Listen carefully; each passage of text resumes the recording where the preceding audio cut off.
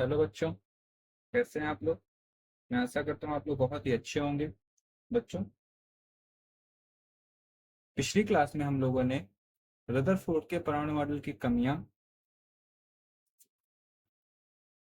उसके बाद में बोर का परमाणु मॉडल, फिर उसके बाद में हमने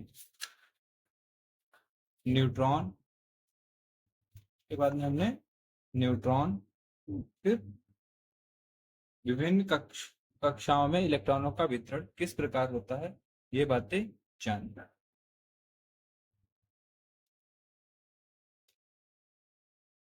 तो इतनी बातें हम लोगों ने पिछली क्लास में की। ठीक है बच्चों, अगर आप लोगों ने पिछले लेसन को पढ़ा होगा तो उसमें हम लोग सूत्र बनाने के लिए एक वर्ड का प्रयोग कर रहे थे जिसे हम लोग बार बार बोल रहे थे, संयुक्ता। उसमें हम लोगों ने संयुक्ता क्या होती है ये बात नहीं जानी। ठीक है, या संयुक्ता कैसे प्राप्त की जाती है ये भी हमने नहीं जाना। तो इस लेसन में या इस पाठ में हम लोग संयुक्ता के बारे में अब पढ़ने वाले हैं। तो बच्चों, हमारी नेक्स्ट हेडिंग क्या है? संयोजकता। संयोजकता क्या होती है, कैसे ज्ञात की जाती है, ये सब अब हम लोग जानेंगे। इसको हम लोग बाद में देखेंगे, पहले हम लोग समझते हैं संयोजकता होती क्या है। तो बच्चों, अगर पिछला लेक्चर आप लोगों ने देखा होगा तो हमने देखा कि कोई भी परमाणु जो होता है उसका एक नाभिक होता है। उसका क्या होता है? एक नाभिक होता है, और उसके चारों तरफ इलेक्ट्रॉन क्या करते हैं? एक कक्षा में चक्कर लगाते हैं। ये हमने जाना। ठीक है, चक्कर जो इलेक्ट्रॉन लगाते हैं उनके संख्या ज्ञात करने के लिए हमें एक सूत्र पता था। पहली कक्षा को हम लोग के कहते हैं, दूसरी कक्षा को एल कहते हैं, ऐसे आगे की कक्षा को एम, और उसके आगे की एन, ऐसे आगे बढ़ता चला जाता। ये सब हमने पिछली कक्षा में जान लिया। अभी आप लोगों को जो मैं समझाने की कोशिश कर रहा हूँ उसको ध्यान से समझिए, क्योंकि जब ये जो बातें मैं आप लोगों को रिवाइज करा रहा हूँ इसी से संयुक्ता की बहुत ही अच्छे से समझ पाओगे। वरना रटाने के लिए मैं अभी आप लोगों को सीधे एक चीज बता दूं, आप रट लोगे। लेकिन अगर अच्छे से समझना है तो ध्यान से सुनिए। मान लेते हैं कि हमारे पास कार्बन है। कौन है? कार्बन। कार्बन कार्बन का परमाणु क्रमांक कितना होता है? 6 होता है। तो हाइड्रोजन सॉरी कार्बन में कितने इलेक्ट्रॉन है? 6। हमने पिछले लेक्चर में जाना कि पहली कक्षा में कितने इलेक्ट्रॉन हम लोग भर सकते हैं। पहली कक्षा में हम लोग भर सकते हैं 2 इलेक्ट्रॉन, 2 से ज्यादा नहीं भर सकते। कैसे निकालते हैं वो हमने पिछली कक्षा में देख लिया है। अगर आप लोगों ने पिछला लेक्चर नहीं देखा है तो जाके देखिए, लिंक आप लोगों को डिस्क्रिप्शन बॉक्स में मिल जाएगा। पूरी प्लेलिस्ट बनी हुई है जिसका लिंक मैंने डिस्क्रिप्शन बॉक्स में दे रखा। क्योंकि एक ही चीज मैं बार बार अगर रिपीट करूंगा तो लेक्चर्स लंबे होते जाएंगे और टाइम कंज्यूमिंग भी। ओके बच्चों, चलिए। तो दो कितने टोटल कितने थे? 6 थे। 2 माइनस कर दिए, बचे कितने? 4। दूसरी कक्षा में कितने इलेक्ट्रॉन हो सकते हैं? 8। और यहाँ पर कितने हैं? 4। तो ये चारों के चारों दूसरी कक्षा में आ जाएंगे।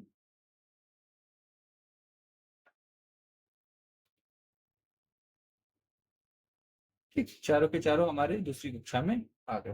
तो इस तरीके से हम लोग इलेक्ट्रॉनों का या परमाणु की संरचना का बनाते हैं। ठीक, या इस तरीके से इलेक्ट्रॉनों का वितरण हम लोग करते हैं। ये हमने पिछली क्लास में जाना।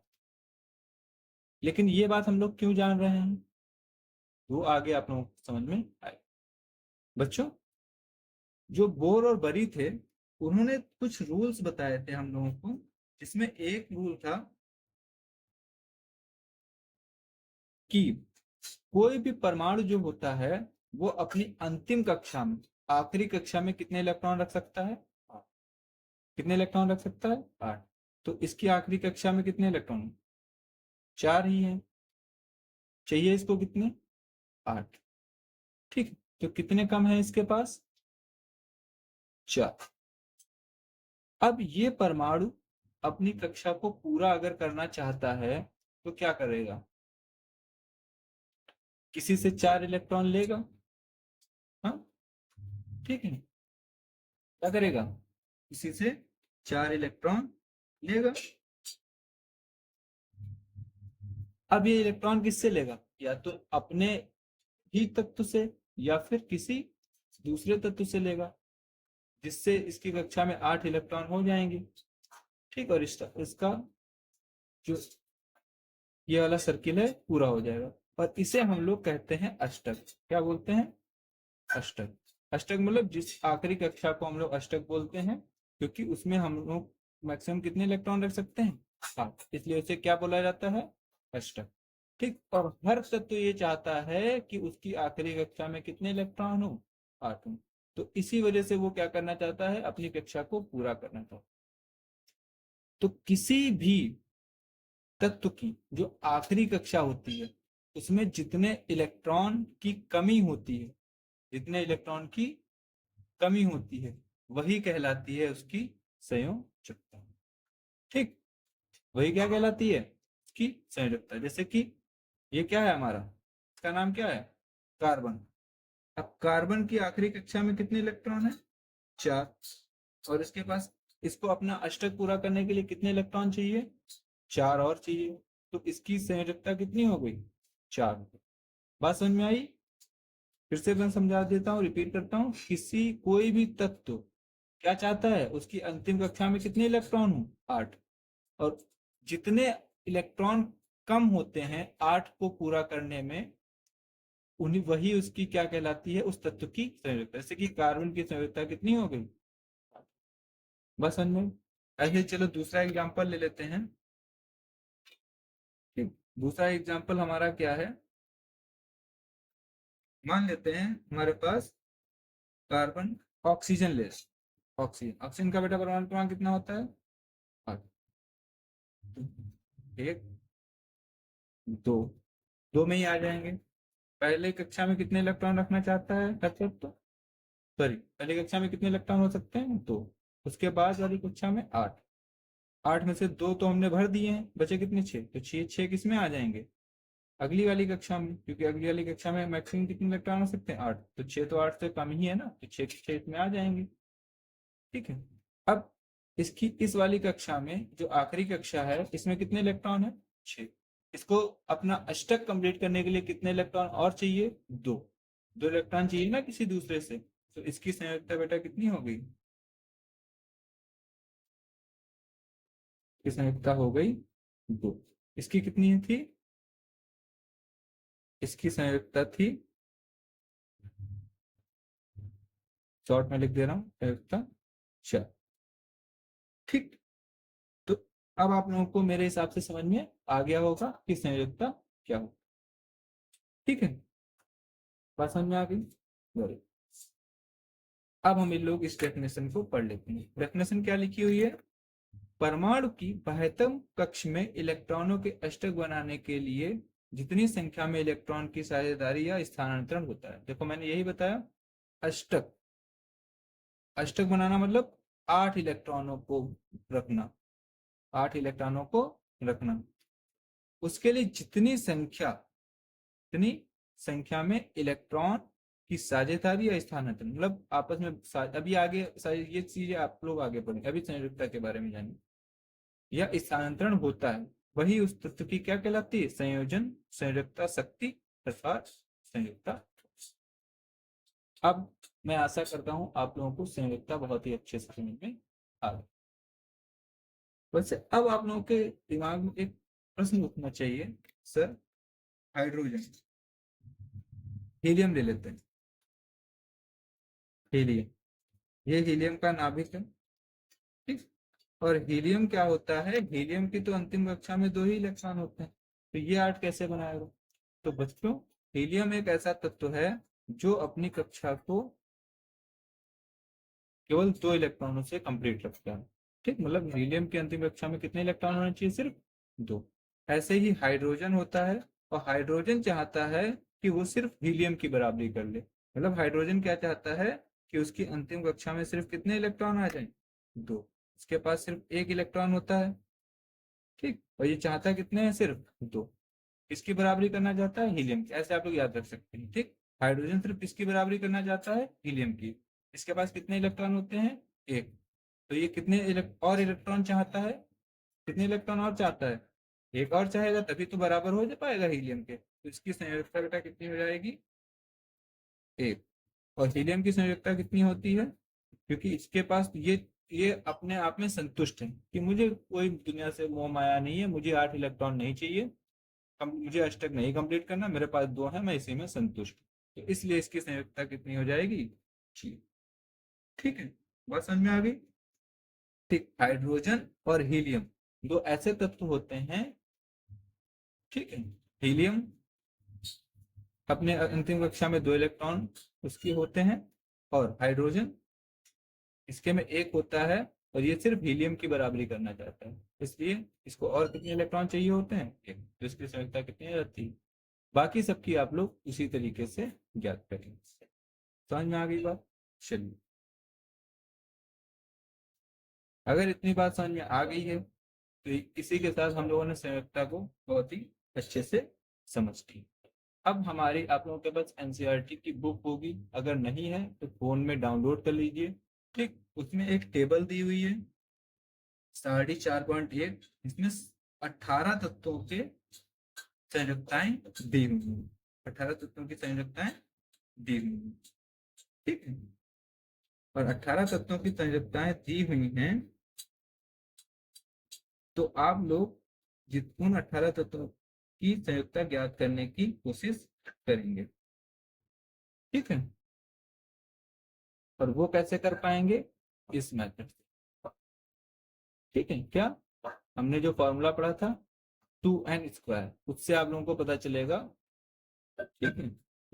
ये तो वैसे आप लोग कर चुके हैं, किसी पिछले वाले में ही कर चुके हैं, इसमें तो बताने की जरूरत ही नहीं है कि कोई तत्व में कि परमाणु की संरचना कैसे करनी है, ठीक। तो अंतिम कक्षा में जितने इलेक्ट्रॉनों की कमी हो 8 पूरा करने में, वही उसकी क्या हो जाएगी। तो मैं आशा करता हूँ संयोजकता के लेकर आपके मन में कोई डाउट नहीं रह गया होगा, संयोजकता आप लोगों को बहुत ही अच्छे से समझ में आ गई। चलिए बढ़ते हैं अब हम लोग आगे। संयोजकता के बारे में जानने के बाद अब हमारी अगली हेडिंग है परमाणु संख्या। बच्चों, परमाणु संख्या क्या होती है, ये तो आप इजिली डेफिनेशन से समझ जाओगे। किसी तत्व के नाभिक में उपस्थित प्रोटॉनों की संख्या की परमाणु संख्या कहलाती है। मतलब अगर कोई तत्व है, ठीक है, मान लेते हैं ये हमारा क्या है, ऑक्सीजन, तो इसमें जितने प्रोटॉन होंगे वही उसकी क्या कहलाएगी, परमाणु संख्या। अब प्रोटॉन हमें कैसे पता चलेंगे कि किसी तत्व में कितने प्रोटॉन है, ठीक है, तो अभी आगे हम लोग जान लेंगे, ठीक है। कितनी बात समझ में आ गई। परमाणु संख्या क्या होता है, किसी तत्व के नाभिक में प्रोटॉनों की संख्या ही परमाणु संख्या, मतलब प्रोटॉन की संख्या बोल लो चाहे परमाणु संख्या बोल लो, दोनों एक ही चीज है, और इसे हम लोग जेड से प्रदर्शित करते हैं, ठीक है। उसके बाद नेक्स्ट हमारी हेडिंग है द्रव्यमान संख्या। अब द्रव्यमान संख्या क्या होती है, ये हम लोग पहले भी जान चुके हैं। द्रव्यमान संख्या कोई नई चीज नहीं है, किसी भी परमाणु का द्रव्यमान ही होता है। और परमाणु का द्रव्यमान क्या होता है, परमाणु में उपस्थित न्यूट्रॉनों परमाणु में उपस्थित न्यूट्रॉनों और प्रोटॉनों के योग को ही क्या कहते हैं, द्रव्यमान संख्या कहते हैं, ठीक है। किसी परमाणु में उपस्थित क्या, प्रोटॉन और न्यूट्रॉन के योग को ही क्या कहते हैं, परमाणु का द्रव्यमान, ठीक है। बात समझ में आएगी, आगे बात समझ में इसमें। चलिए, अगर इतनी बात समझ में आ गई है तो अब हम लोग कुछ चर्चा कर लेते हैं कि कि एक तत्व को किस प्रकार से लिखा जाता है, ठीक है। तो देखो, अगर हमें किसी तत्व को लिखना है, ठीक, तत्व को लिखना है, तो हम लोग कैसे लिखेंगे, सबसे पहले लिखेंगे तत्व का प्रतीक, क्या लिख देंगे, तत्व का प्रतीक। और ऊपर साइड में, लेफ्ट साइड में उसका द्रव्यमान लिखेंगे और नीचे साइड में, लेफ्ट साइड में उसकी परमाणु संख्या लिखेंगे। ठीक है, तो इस तरीके से लिखते हैं। जैसे कि मान लेते हैं कार्बन, क्या ले लेते हैं, कार्बन। कार्बन का प्रतीक क्या होता है, सी होता है। ठीक है, परमाणु संख्या कितनी होती है, या परमाणु क्रमांक कितना होता है, परमाणु क्रमांक और परमाणु संख्या एक ही चीज होती है, तो 6, तो 6 यहाँ पर लिख देंगे। और द्रव्यमान बेटा कितना होता है, 12। तो इस तरीके से हम लोग किसी भी तत्व को लिखते हैं। ठीक है, इतनी बात समझ में आ गई, वेरी गुड, बहुत इजी था। ठीक, अब अगर हमें किसी तत्व का क्या निकालना है, प्रोटॉन निकालने, तो ये हमारे क्या हैं, ये हमारे प्रोटॉन। ठीक है, परमाणु क्रमांक की क्या होता है, प्रोटॉन होता है। ठीक है, और ये बेटा क्या है, द्रव्यमान। अगर हमें अब न्यूट्रॉन निकालने हो, तो इसमें न्यूट्रॉन, इसमें क्या क्या उपस्थित है, इसमें प्रोटॉन है और न्यूट्रॉन है, तभी तो ये द्रव्यमान बना। द्रव्यमान में हमने अभी डेफिनेशन में क्या पढ़ा, प्रोटॉनों की संख्या और न्यूट्रॉनों की संख्या जब मिला देते हैं तब द्रव्यमान बनता है। तो अगर इसमें से हम लोग प्रोटॉन निकाल दे, प्रोटॉन कहाँ लिखे हुए हैं, ये लिखे हुए हैं, तो अगर 6 निकाल दिया जाए 12 में से, तो बचा कितना, 6, तो न्यूट्रॉन कितने होंगे, 6। ठीक है, बात समझाई। ठीक है, तो द्रव्यमान संख्या कैसे होती है, द्रव्यमान बराबर क्या, प्रोटॉन प्लस न्यूट्रॉन। ठीक, ये फॉर्मूला होता है। तो अगर प्रोटॉन निकालने हैं या न्यूट्रॉन निकालने हैं, तो क्या करोगे, इसको इधर भेज दोगे, जिसको निकालना होगा उसको एक तरफ रख लोगे, दूसरा। ये तो मैथ में पढ़ा है आप लोगों ने कैसे सॉल्व करते। ठीक है, तो मेरे हिसाब से इतनी बात अपने को समझ में। चलिए बढ़ते हैं अब आगे। तो बच्चों आज के लिए इतना ही रखते हैं, मिलते हैं कल एक नई हेडिंग के साथ में। जिन बच्चों ने पिछले लेक्चर्स नहीं देखे हैं, वो लोग जाके पिछले लेक्चर्स जरूर देखें, क्योंकि पिछले लेक्चर्स अब जब आप देखते हैं तो आगे के लेक्चर्स ज्यादा समझ में आते हैं। जैसे कि अभी जब मैं आप लोगों को संयोजकता पढ़ा रहा था, तो उसमें मैंने पिछले कई बातों का प्रयोग किया। ठीक है, अगर आप लोगों ने वो चीजें देखी होंगी तो ये बहुत इजीली समझ में तो वैसे भी आ गया होगा, लेकिन और अच्छे से समझ में आया होगा। तो इसीलिए मैं कहता हूँ पिछले लेक्चर्स को जरूर देखा करें। ओके, चलिए, अगर लेक्चर पसंद आया हो प्लीज लाइक करें, साथ ही साथ कमेंट करके बताएं आप लोगों को कौन सा पॉइंट सबसे ज्यादा पसंद आया या फिर कौन सा पॉइंट समझ में नहीं आया। और इसके साथ साथ चैनल को सब्सक्राइब कर लें। सब्सक्राइब करने के बाद एक बेल आइकन आता है, उसको प्रेस कर दें, जिससे जब भी मैं कोई वीडियो डालूं, जब भी कोई लेक्चर डालूंगा, वो उसका नोटिफिकेशन आप तक पहुंच जाए, आप जल्दी से जल्दी लेक्चर को देखें। चलिए मिलते हैं नेक्स्ट लेक्चर।